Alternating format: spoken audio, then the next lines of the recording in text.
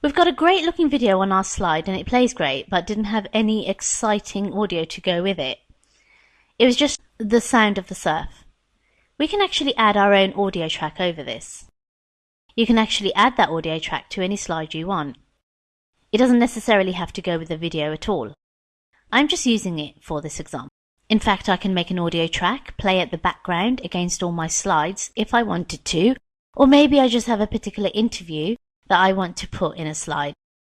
So I have got my video, and I did want to note that I did remove the trim that I put on it in the last video, just so it runs a little bit longer. So I'm on my slide, and let's go back to the Insert Ribbon tab, except this time I'm going to choose Audio. I'm going to choose audio on my PC because in the Assets folder there is an audio file ready to go. I'm going to select the music, click Insert, and it gets put into my slide just like the video did. I can click and drag and move it around my presentation. I'm going to put it up here just so I can see it and so it's easier to work with. Now, like the video, we got a new ribbon tab, the Playback tab for audio tools. Now we also have the same choice. When should this audio file start to play? Do we want to click the mouse first or should it play automatically? In this case, I'm going to have it play automatically, even though my video is starting when I click the mouse. I still want the audio to start to play. Now I can get this up so that it plays in the background of all my slides. If I click play in the background, it's automatically going to place checkmark beside every possible option. That would mean that this audio file will just play in the background while my show is going on.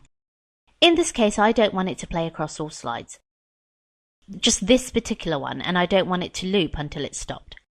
It's a pretty long file, so I'm not going to run into any worries that it's going to run out before my video does, or before I'm done talking about the slide. I do, however, want to hide this little icon during the show, so I'm going to leave that check mark there.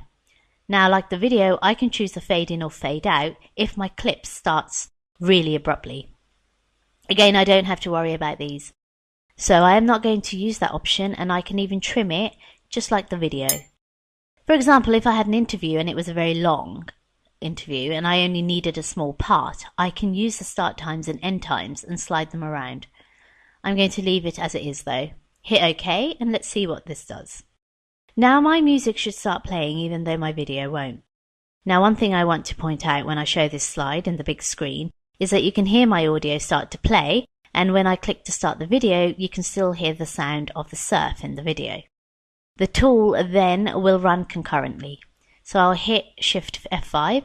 Here's my audio just like I wanted. Now I'm going to click the mouse to start the audio, to start the video, and listen. You can still hear the surf.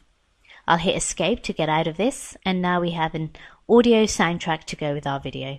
Let's move on now, talk about slide transitions, and that this slide looks great.